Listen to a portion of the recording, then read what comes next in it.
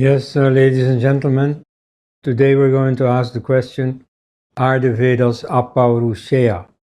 You see, I imagine that some of you wake up one morning with a burning question, are the Vedas apaurushaya? And so for many of us it's just a theoretical little pastime, but for some it's quite a serious question. Many Orthodox Hindus believe that the Vedas are apaurushaya. That is to say, they believe that they are not of a Purusha, not of a human being. They are superhuman. They are of divine origin. They are a revealed scripture. They are uncreated, and they are as old as the universe. Now, where does this idea come from? You see, many people who believe this about the Vedas will immediately say, yeah, and this comes from the Vedas themselves. Well, it doesn't. That's what I'm going to show today. The authority for this can be traced back to the Purva Mimamsa school, one of the schools of philosophy in Hinduism. Not the oldest one.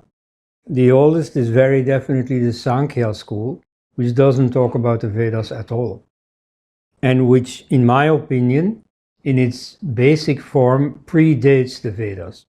Anyway, so a very Vedic school is the Purva Mimamsa school that deals exhaustively with the how and why of Vedic scripture and Vedic ritual. And so in the Purva Mimamsa school, which dates back, well, as far as its writing is concerned, to some 2,200 years ago, it may be much older, but you know, the written testimony is from after the age of the Buddha, just as Buddhism itself is 3 centuries younger than the Buddha himself. So we do not have any written testimony of this doctrine going back to the Vedic age. So these Orthodox people, yeah, the famous name among them is Shankara. Shankara, the mastermind of the Uttaramimamsa, better known as Vedanta. So he reduces everything to Vedic scripture. Like, for example, you have the Mahavakyas, the great maxims of the Upanishads, like Aham Brahmasmi, I am Brahma, I am the Absolute, where most people would say intuitively, yeah, you see, this is a profound insight, and then later, after this insight existed, someone who was into writing put it down in writing, and so then it became a Mahavakya of the Upanishad. Now, for Shankara, it's the other way around. First, you have the revealed scriptures, you have in them these Mahavakyas, and then the goal of yoga is to realize what the Mahavakya says. So it's not first the insight of I am Brahma. No. First there is getting to know this scriptural phrase and then realizing it. So you see, in this view, the scriptures are totally central. They are revealed by God, they are divine in character, they are above everything else. In this school, they divide scripture into 2. The Shruti, that which is heard, namely from a divine source, from outside your own mind, which means the Vedas in the broad sense. Broad sense meaning it includes the Brahmanas, Aranyakas, and Upanishads, because in the West it is usual to refer to Vedas as only the Veda Samhitas, the hymns proper, and so the reflective books added to it are classed separately. So in the broad sense, the Vedas are the Shruti. Now, the famous scholar of Hinduism, Lokesh Chandra, he must now be in his 90s, but still active, has written many dozens of books. So he told me, no, Shruti doesn't mean that which is heard. It simply means glory. And so it's from the same root as, for instance, the word slava in the Slavic languages, which means glory, or in Greek names, in Kles, like Herakles, Themistokles, and so on, that also means glory. So that's from the same root. Then, apart from Shruti, you have Smrti. Of those books, it is not claimed that they are of divine origin, though in effect they're also treated as infallible authority. So there you have the Itihasa Purana literature, the epics, and the Shastras, especially the Shastras, the law books, or translated as law books, means more or less that, law code. And so in this view, the Vedic composers or rishis were not makers of Vedic verses, but were hearers of verses or seers of verses. The verses came to them and then they merely noted them down, they didn't invent them. So I will argue that they were mantrakaras, makers of verses, not mantra drashtas, which is the orthodox version, seers of verses. Now in this universe, the Quran would be the prime example of an Apaurushea scripture.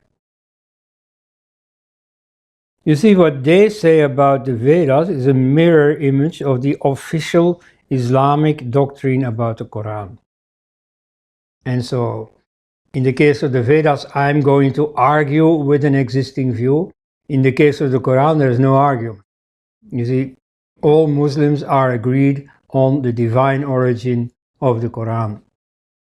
So the Quran is supposed to be abiding in the bosom of God since ever, not even since creation, because creation is a moment in the life of God. So first he lives alone, and then out of his own wisdom he decides now is the time for creation, he creates. But so the Quran existed already before that.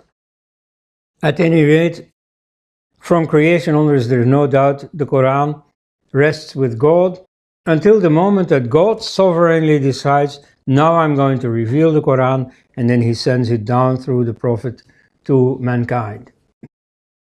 Then you also have human scriptures in Islam, namely the Hadith and the Sirah, the biography of the Prophet. So they describe the words and deeds of the Prophet. They are not divine, although they have a quasi-divine status. They're at any rate unquestionable. And so they function as the basis for unchangeable Islamic law. Many people who try to defend Islam, when they are confronted with some unpleasant element from Islamic law, they say, oh, but this isn't in the Quran. And very often this is true, because it's not the Quran that is the basis of the law also, but the main basis for the law is the Hadith, the doings and sayings of the Prophet. Anyway, so the difference between Dharma as it really exists and Deen is the Arabic word for religion, and now effectively means Islam, that difference is not so big. And so the Shastras and the Sharia also function in a similar manner, or at least they used to. In Hinduism, you have had a thorough reform. You had the Hindu Code Act and so on. So there's a lot of reform. There's in the Shastras itself already a recognition of the principle of reform. It remained dead letter for 2000 years, but at least the principle is accepted that people who are well versed in the spirit of the law, they have the authority after due deliberation to change a little something in the letter of the law. Whereas in the Sharia, there's not even that admission. It's very simple. Changing anything in the Sharia is a sin, is a kind of impiety before the authority of God. So in this orthodox view, the rishis are only receptacles who receive a message from above. Well, I strongly disagree. So the orthodox view is to make a claim on the rishis. The rishis are not what they say they are, they are what we say they are, namely they are receptacles of divine messages. Now this would be unrecognizable to the rishis themselves, because the rishis knew very well and also expressed that they themselves had created these verses that are supposed to be revelations. And you have the Vedic text itself to verify this. You see, the Vedic text is very explicit about it. In the Quran, or in the few supposedly divine passages in the Bible, best known is the Ten Commandments, it is God who speaks. God who says, I am a jealous God. Okay? And it is humankind to whom the message is addressed. Thou shalt not kill. And so there it is God speaking and mankind listening. Or not listening, but at any rate it's addressed to them. By contrast, in the Vedic hymns you have the reverse.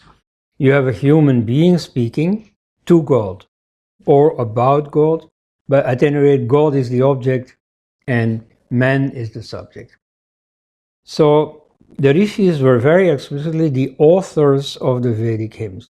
As opposed to Muhammad, if you say to a Muslim, as Muhammad said in the Quran, well, he'll tell you this is a mistake. Muhammad didn't write the Quran. So I'll give a few very well-known examples. I could take any hymn for the Rig Veda, but I'll take a few that are well-known. The very first hymn of the Rig Veda, which isn't really the oldest, but is purposely put in the beginning, it starts with Om Agnim Ile. I worship the fire. So the fire, or personified as the fire god, Agni, is being worshipped, is the object of worship. And I, human being, I am the subject of this worship. In the Gayatri mantra, and I know that there are Brahmin girls and nowadays also other girls who are called Gayatri, it's a beautiful name. But so this mantra is a very profound mantra. And in that, we implore the sun god, Savitar, to awaken our minds. You see, it's explicitly we human beings who are speaking and addressing the god. In the famous Mrityunjaya mantra, Triambakam Yajamahe, we worship the three-eyed one. Well, the meaning of Triambaka is also a bit controversial, because literally Amba also means mother. So it means the three-mothered one. And that makes sense because Shiva, who is being addressed, is, among other things, a moon god. And in many cultures, like in pre-Islamic Arabia, a moon god is typically depicted with three women. And they may be seen as his wives, his girlfriends, his daughters, but also his mothers. And so this is the three-mothered one. This refers to three phases of the lunar cycle: the waxing moon, the full moon, and the waning moon. And so these three goddesses you also have in the Rig Veda. They're Gungu, Shinivali, and Raka. So the three wives, the three women of the moon god, that's a universal concept. And well, so I just mentioned this so you know. But at any rate, this three-eyed one or three-mothered one is being worshipped by us. We are the subject. We are doing this, and he receives our worship. So what is the relation between the poet or the rishi? Yeah, some people take offense at them being called poets. Like in America, there was the famous case of the California textbook affairs, where some Hindu parents wanted the school books adapted so that Hinduism was taken more seriously, was given more respect. And they made stupid mistake by claiming that the Aryan invasion theory wasn't there anymore. Totally precocious. So some scholars intervened and so on, so not much came of this. But nevertheless, one of the amendments that they proposed was that the Vedas should not be called a book of poetry, they should be called a scripture. Now, yeah, they function as a scripture, true, but nevertheless they are poetry. Yeah. The one does not exclude the other. So you see, some people find this word poet too ordinary, too human, all too human, but it just describes what they were. You see, they were court poets, they were given some state pension or something, and all they had to do was, you know, to sit there and be beautiful, or at least to be talented, to discharge something useful. And so the relation between those composers and the deities, I imagine like that of a suitor who goes to the balcony of his beloved and takes his guitar or whichever instrument you have here and sings for her, "Oh, your eyes are deep like the ocean." Now, of course, the girl is not first dictating to him, "Hey, you have to praise me," saying, "Oh, your eyes are as deep as the ocean." No, she wants to be surprised. What is he going to compare me with? You know, this dictation from the divine side is nonsense. Moreover, the serenade singer, he hopes, of course, to make a good impression on her, to make her, you know, give him her favors. And so similarly, you hope to get the deity on your side. Sometimes this is quite crucial. Like in the Battle of the 10 Kings, the major historical event in the Rig Veda, Sudas, King Sudas, of the Vedic Paurava tribe, he fights against the non-Vedic Anava tribe, that's the Proto-Iranians. And he's in a very difficult position, he's in a great minority, he's strategically difficult. But then he changes the whole situation, partly by strategic genius, partly by sheer luck. Now, where does that luck comes from? Well, after the fact, after the victory has been obtained, Vasishta says, well, this is because of my hymns to Indra. You see, they were so good. Indra liked them so much that he favored my patron, King Sudas, over the enemy.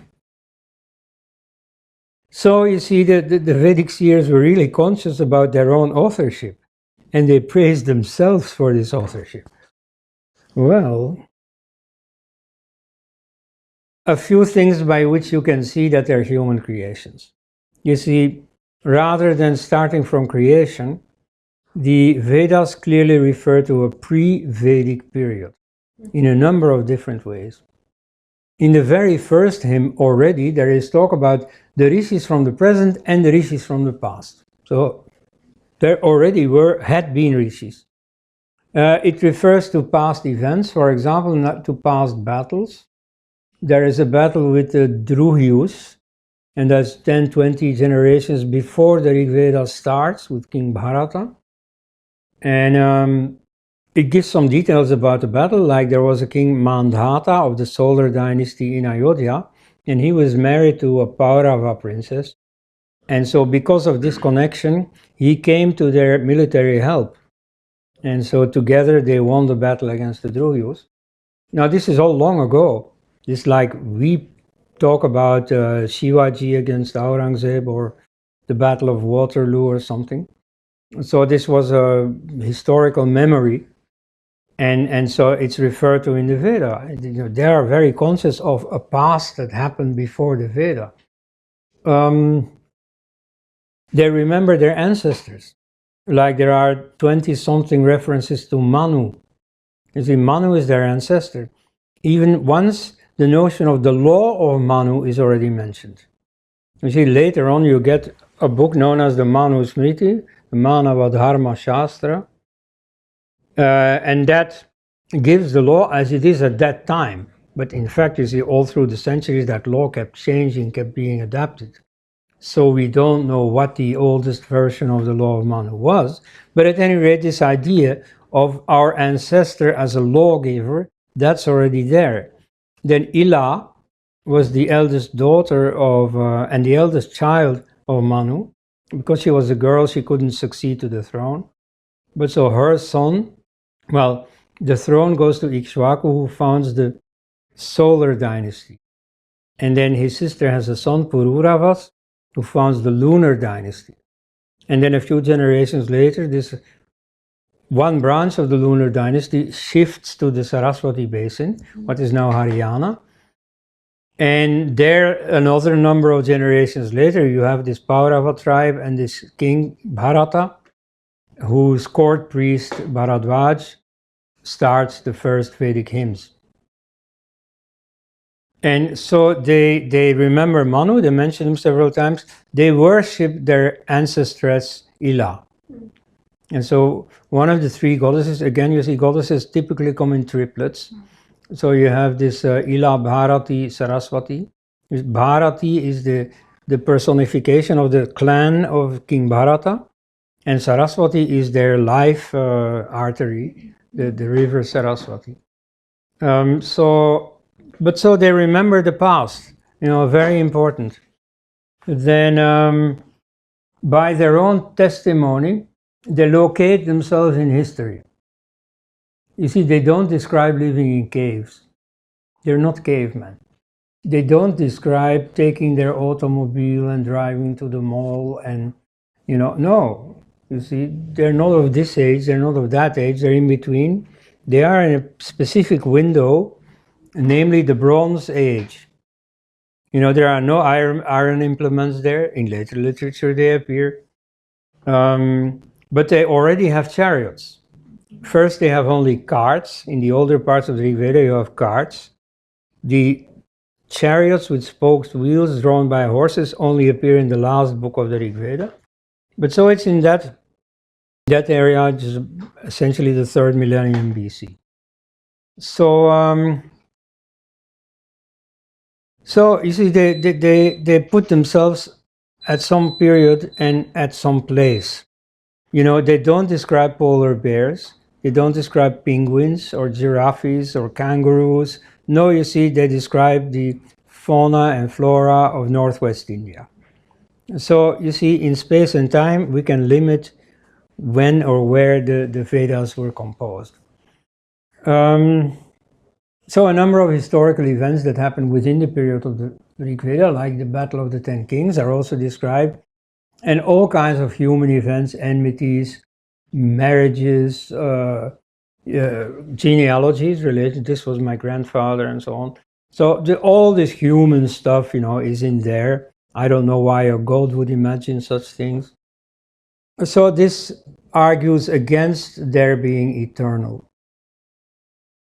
Now, some people who believe that they are eternal try to rationalize it. For instance, in the Arya Samaj translations, all the personal names are replaced by general words that are interpreted symbolically. Like in the Battle of the Ten Kings, 2 of the 10 tribes are the Pershus and the Parthus. Now, Pershu and Parthu have a specific meaning within Vedic Sanskrit, but they are also personal names. Like my name, Koenraad, has a specific meaning in Dutch. Koen means brave, Raad means counsel, but Koenraad also is the name of a person. And so here similarly, or Frank, the word Frank means brave or free, and then it has become the name of a certain people, the Franken, which is the Germanic tribe where originally I belong to. But so they conquered Gaul and they turned it into their country, so it became France, Francia. And since then, it also has this proper meaning of a specific people. So similarly, Parshu and Parthu have this meaning, like Parthu is related to Parthivi, the earth, which literally means the broad one. And at the same time, it means two Iranian tribes, the Persians and the Parthians. And so you see, that testimony of the Rig Veda incidentally also says that these Iranians essentially came from northwest India. You know, by the way, it is one of the historical conclusions you can draw from it. You know, that goes beyond the topic of this talk, but it's interesting to keep this in mind, that there is a lot of information, you know, historical information that you can draw from these Vedic passages. Now, some people don't like this, like Shrikant Talageri, the great Hindu historian of the Out of India theory. He draws a lot of factual data from the Rig Veda. Now, many, you know, traditionalist people don't like this. They say, well, you are demeaning the Veda, you are reducing it to just some historical book. You know, you're taking away its divine character, you're bringing it down to earth. Well, yeah, that's unfortunate, but that's the way it is. And so, you see, their reasoning is that, okay, you know, maybe you can prove the Out of India theory with this. Maybe they don't really believe it, but okay, for the sake of argument, they say, okay, let's you know, let's have this prove some historical point that we like. Namely, we don't believe that the Aryans came from outside, and so you can use the Vedic information against this.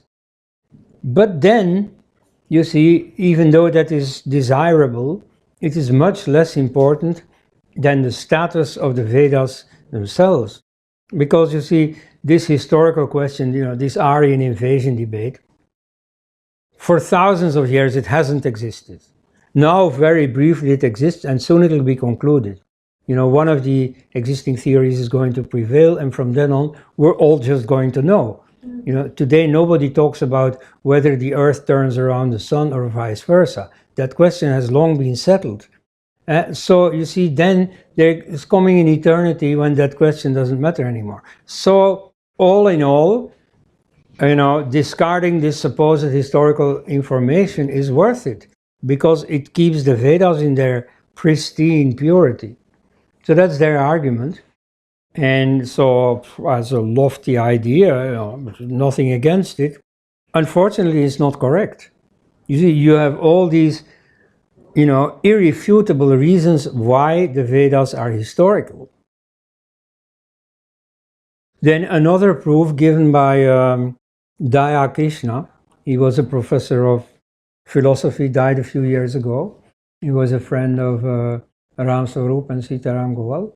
In fact, the Ram Swarup's first book, written in 47, I think, had a foreword by this Daya Krishna, and it starts with a phrase that I really feel like quoting, because it's so important and it has so many applications for Hindus today. Namely, the bane of Indian politics is hero worship. So back then it was about Mahatma Gandhi. You see, you couldn't criticize the Quit India movement, because that's what the booklet was about. You couldn't criticize it because that meant criticizing Gandhi. And Gandhi was above all criticism. And especially after he got murdered, it was absolutely not done to criticize him. And so the same thing you have now in pro-Hindu circles vis-a-vis Narendra Modi. You know, above criticism. So you see, Daya Krishna found that very correctly a deplorable situation. Hindus would be much better off if they didn't have this fatal tendency. Anyway, so here also Daya Krishna has seen it correctly. There is a lot of intertextuality in the Vedas. That means that some poets are influenced by other poets, often quote them literally. Like there's many passages in the Yajur Veda that are taken from the Rig Veda, or the Sama Veda is almost wholly taken from the Rig Veda. Then you have, for instance, a famous passage in the riddle hymn by Dirgha Tamas, hymn 1.164, where you have the image of two birds sitting in a tree. One of them is eating from the berries, the other just is looking, which sketches the contrast between pravriti and nirvriti, between enjoying the world and asceticism, taking distance from the world, renouncing. So that image is then taken up in one of the Upanishads, where all kinds of philosophizing about it takes place. But so this is a case of intertextuality. Sometimes people quote an older verse because they want to affirm its meaning. Sometimes they quote it because they want to develop its meaning, change its meaning even. Whatever, you see, the point is, all this is intertextuality, and it's a profoundly normal phenomenon in human literature. Some of these quotations may even be from pre-Vedic texts that we can't get back at. So we don't know. Like this is often said about the Nivits, which is a type of passage in the Rig Veda, which is used in ritual and so on. And so some people say, Talageri denies it, in my opinion, convincing way. But anyway, some people say that these are actually taken from earlier texts, from before the Vedas. And those texts at any rate must have existed, because if you see the Vedas, there's such perfect poetry, so developed. Their verse forms, of course, are very advanced, but it's also the way they do poetry, the metaphors they use, the allusions, the puns and so on. You see that this is not a new thing. You see, Bharadwaja at some point decided, okay, now let's memorize these verses.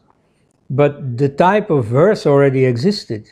He stepped into an existing tradition of poetry, just like you have among other peoples. In Arabia you had poetry.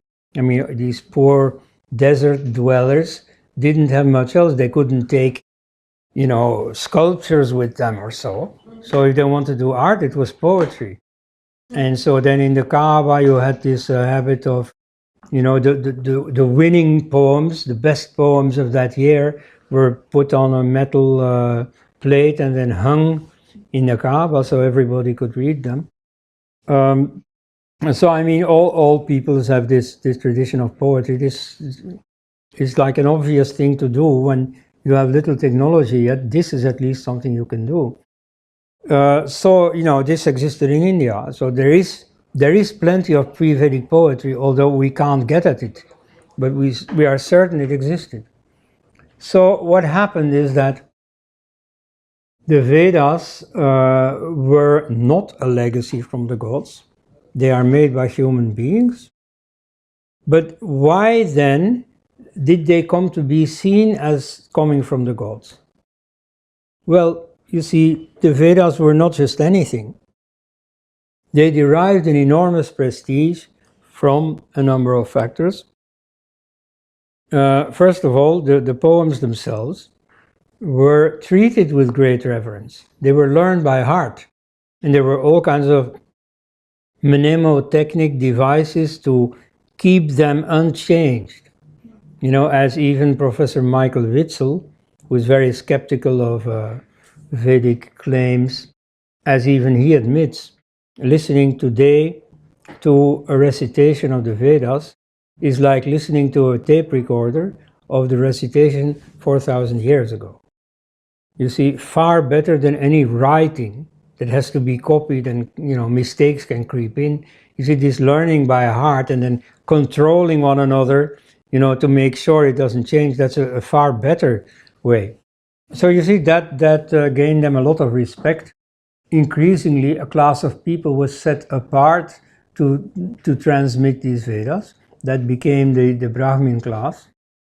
Then more importantly for future civilization even, is that they became the backbone around which a number of sciences grew up. Some of these sciences existed also in other civilizations, like mathematics, like, for instance, the theorem of Pythagoras, which we know only from Pythagoras 500 BC. But Pythagoras was very influenced by India. He had some kind of ashram where you could only gain entrance after 5 years of silence, Mauna Vrata. You know, you had dietary rules, of course, vegetarianism, and then a number of specific rules about which vegetables you could eat, which you could not eat, which you could eat when. They believed in reincarnation and so on. So it's very obvious that he had it from India. So he brought this theorem, but in India it already existed much earlier. And so in the Shulba Sutras, it is described. And moreover, there you see it in its, you know, in statu nascendi, meaning in the state of birth. You see where you have the first discovery of this theorem. You see, we learn in school this theorem for the case of a rectangle. But you see, the rectangle is a generalization of the special case of a square. Square is a rectangle of which, you know, two adjoining sides are equal. And so you had a square altar in the Vedas, and so to calculate the precise equations within that square, there you had developed the first version of this theorem. Then it was generalized to the case of a rectangle. So you see, in the Shulba Sutra, you really see at work the discovery of this theorem, right? So in some ways, you see, India had the most advanced mathematics of its time. In other cases, I don't know, like astronomy also existed in Mesopotamia, in China, and so on. I don't know what was most advanced, but certainly they developed astronomy. And so for ordinary people who saw all this, you know, this was very prestigious. Then some sciences they discovered are typical for India. Like this is especially true for for linguistics and for the different branches of linguistics. And so here India was totally the first in the world. And when in the 19th century European scholars started the discipline of linguistics, it was typically after the discovery of the Sanskrit grammarians. And so a number of concepts in linguistics are just taken wholesale from Sanskrit grammar. Like Ferdinand de Saussure, an important French linguist, you know, he is still quoted for concepts like the signified and the signifier, you know, which are taken straight from Pani. So you see, because of these Vedangas and Upavedas, the Vedas were a very respectable tradition. And so they were used as an intellectual framework also for processing the non-Vedic parts of Hinduism. Like, for instance, Murti Puja is not there in the Vedas, but it's very much a branch of Hinduism already for at least 2,000 years. And so that's entirely thought in terms of the Vedic concept, given technical language taken from the Vedas. So again, you see, the Vedas became very sensibly like the vault hanging over everything that goes into Hinduism. Like, in my opinion, for instance, the doctrine of reincarnation and karma is non-Vedic, was introduced in the Vedic tradition as it spread over India, as it spread over Greater Magadha, which is probably where this comes from, where Jainism especially had developed the idea of reincarnation and karma. So all this goes into a common tradition, and so the glasses through which you see everything are given to you by the Vedas. So you see, in that sense, it is normal that the Vedas are deemed to be the crown of Hinduism. Though, you see, this is sometimes exaggerated by Hindus, like for instance Bala Gangadhara Tilak, tried to cast Hinduism in a Christian mold of a specific doctrine. And so he claims that as a Hindu you have to believe in a few things. One of them is the Vedas. Now, there are many Hindus who don't know about the Vedas. Like the tribals have never had anything to do with the Vedas. And yet they are Hindus by the original definition. You see, Hindu was originally a purely geographical term, meaning India. So that way in Persian, and it was taken over in Arabic. Then when the Islamic invaders enter India, they bring this word with them and they give it the meaning, an Indian who is not a Muslim. So it, I deplore or I regret that I have to disappoint Mr. Mohan Bhagwat, who says that every Indian is a Hindu. You see, by definition, since day one, the word Hindu excludes the Muslims. Then you see when they discover that there are also Christians in India and so on, it excludes them also. But so every Indian pagan, every Indian who goes to hell as a practical criterion is a Hindu.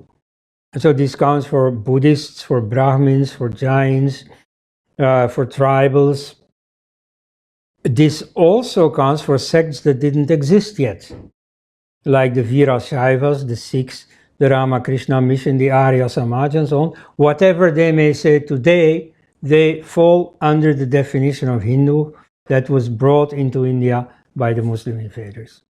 And so there is no one else who can claim the word Hindu for himself. It's the Muslim invaders who brought it and who gave it a specific meaning. That meaning is still recognized both in Savarkar's book Hindutva, but also in the Constitution. You see, in Article 25 thereabouts, and in the Hindu Code Act, it's said very explicitly that Hindu means any Indian who is not a Muslim, Christian, or Parsi. So, and a Parsi, of course, also goes to hell. You see, they are not excluded because they're not pagans, because they are, but they're excluded because they're not Indians. And so, in the old days, when people cared very much about their ethnic identity, they kept seeing themselves as Persian even when they lived in India already for 1,000 years. Like Mahatma Gandhi testifies that in South Africa, the Indian Muslims were known as Arabs and the Indian Parsis were known as Persians. So it's in that sense, but so on the whole, you see, all the others who live in India are Hindus. Okay, well, so all that falls under Bharata, under the Vedic tradition that he started. Even though there are many other elements, non-Vedic, it's important to emphasize that for all those people who think, oh, you see, Hinduism stems from the Vedas. No, only partly. But so all these other elements have been like subsumed in the big Vedic vision. So as their origin disappeared on the horizon, the Vedas were elevated ever higher. You see, people didn't see any rishis writing Vedas anymore. To them, the Vedas were some heritage from the past. And, they had ever bigger respect for it, so they elevated ever further so that they became divine. Now, that is one of the world's best examples of what is called an invented tradition. This term was launched by a British Marxist philosopher, Eric Hobsbawm, and it has some uses. So an invented tradition is not that old, but claims to be that old. It falsely claims ancientness. And this it does usually by integrating some more ancient tradition or by laying claim to it. So a more charitable formulation would be, it reinterprets earlier traditions and absorbs these into its own new worldview. And of this you find cases in all civilizations. Like, for instance, the Christian belief in hell, we've been mentioning it a few times. The Christian belief in hell is not originally Christian. You see, the Jews didn't believe in heaven or hell. They believed that the soul was nothing but the life principle in the body. And so when you died, well, it was over. And so this is the belief that was around Jesus. Now, later, especially under the influence of Saint Paul, more and more pagans converted to Christianity. They brought this idea that there was an afterlife. This is in Plato and other Greek thinkers. And that came in handy, because at one point, the Christians started seeing that a very important promise by Jesus was not coming through. He had promised that within the lifetime of some of the people in his audience, he would come back. And he didn't come back. You see, the first century came and went. All the people who had known Jesus died, and he hadn't come back.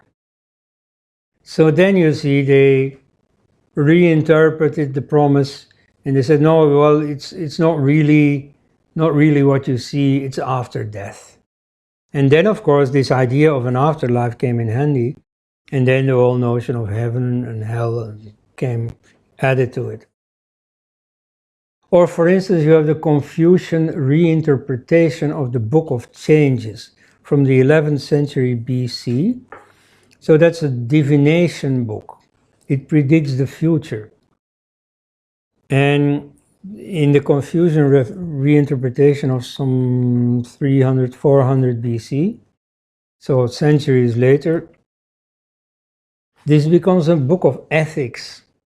Like, for example, you have a phrase, Li Jun, and this means, Li means prosperity, good fortune, Jun means real, but also soothsaying, prediction, speaking the truth with the assumption that these predictions happen to be the truth. And so originally this phrase, Li Jun, means good oracle, good omen. So if you get this text, it means that, whatever you wish for, that is going to happen. However, in the Confucian reading, this gets a moral meaning. Li means propitious, bringing good fortune. Namely, one of the meanings of Zhen is also constancy, being real in the sense of being reliable. So here it praises the virtue of constancy, of reliability. So that this meaning has been altered, and the Confucians act as if this has always been the meaning of the Book of Changes. So this invention of tradition is a very common process. Many Indians feel very slighted if you think that it also applies to them. And I can understand. You see, it often happens that people of a certain caliber get accused or assumed by people of lower caliber to have that same lower caliber. Like, for example, in the Catholic world, now they hardly exist anymore. In my childhood, they were still there. Celibate priests and nuns. Now, there were enormous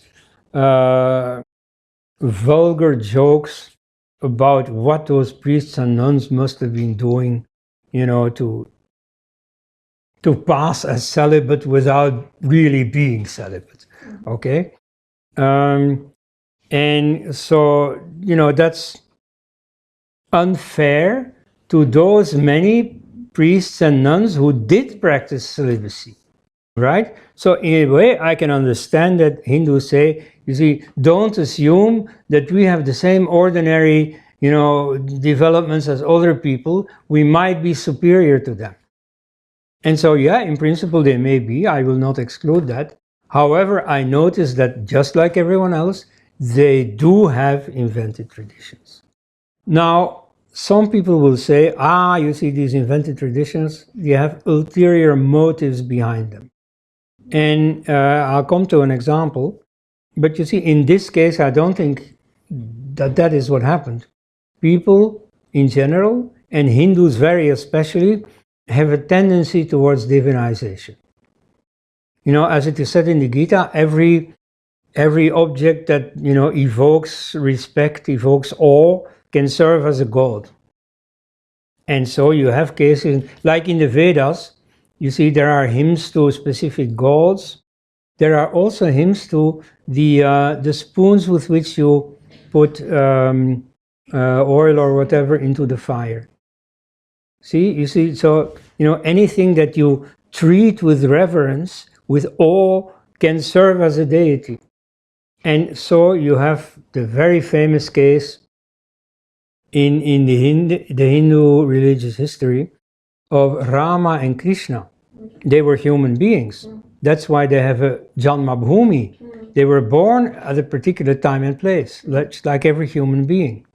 And then later they were divinized. So you see, this is what happened with the Vedas. You see, they are a totally human product, but then you see, because of the awe in which they were held, they were gradually given the status of a divinity. So I don't think that any ulterior motive has to be looked for. You know, this happens with human beings, you see. Now, in some cases, however, I agree that also in Hinduism, these invented traditions can have an ulterior motive. And that is in particular the case with that which is always talked about when Hinduism is mentioned. You see, if you say, like this British journalist of the BBC, what's his name? Mark Tully. Yeah, Mark Tully. Yeah, Mark Tully. Okay, you see, he described, I've spoken to him a few times. He said, you see, whenever I give a lecture about Hinduism and I say something positive about Hinduism, you know, invariably somebody in the audience will stand up and say, I think Hinduism is a disgusting religion because of that caste system. Yeah. So, you see, caste is very much the object of invented tradition. In the Rig Veda, there's no caste, bas, none. And then you get patrilineal caste, which is to say you have the same caste as your father, regardless of who your mother was. Famous case is Veda Vyasa. He's the son of the sage Parashara, who is a descendant of Vasishtha, and then of a mother who is she belongs to a fisher community. In fact, her birth is a bit more complicated. But at any rate, she's not a Brahmin, she's not a sage, and so she ferries the sage across the river. They fall in love. They do it on an island in the middle of the river, and so a son is born who is called Krishna Dvaipayana. Krishna because he's blackish, because the mother is also described as dark, which is why she's nicknamed Kali. In fact, she's also nicknamed Matsya Gandha, having a fish smell, which the people at that time didn't know, but is a normal medical syndrome. You see, some women have this. They have this foul smell until they have some hormonal changes, typically at the time of pregnancy. So what happens to this girl? In fact, her real name is Satyavati. So she gets pregnant because of the intervention of this Parashara. And so because then she loses this smell, she thinks that this is some great boon given to her by this great sage Parashara. Whereas, it's a normal medical phenomenon, which incidentally teaches us that this is historical.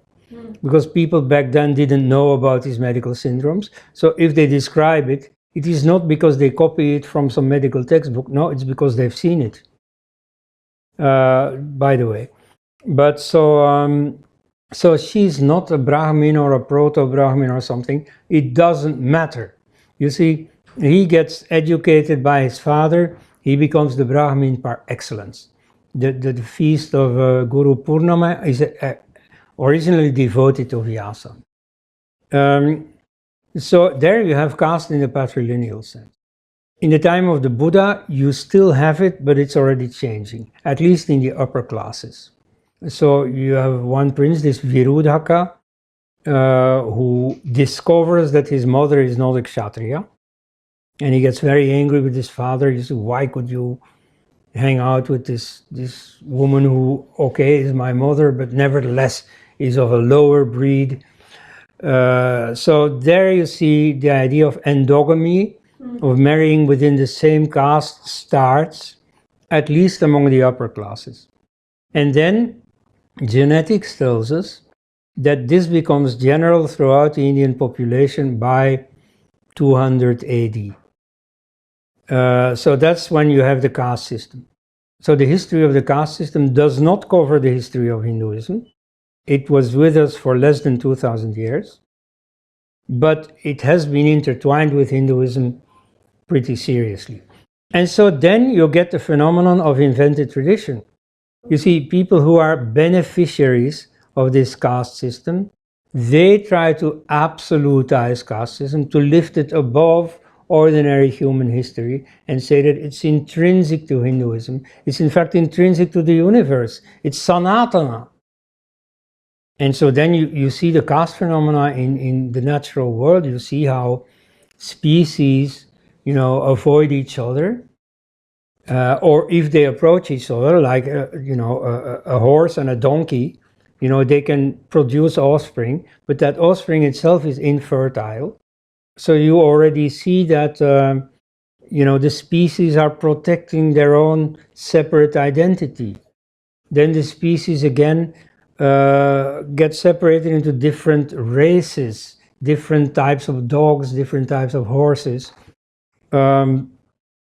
So you see there the ideology catches on that caste is a natural phenomenon, caste has to be there. Whereas in reality, caste is something that has originated sometime in history due to specific historical circumstances and can perfectly be outgrown again, as I think is happening in the present. So the invented traditionalists, that's a term I regularly use to describe these people, the Puri Shankaracharya and so on, or the late Swami Karpatri or so the paragons of Hindu conservatism. I call them invented traditionalists. They claim to be traditionalists, but in fact the tradition that they embodied is an invented tradition. It falsely claims to be ancient and eternal.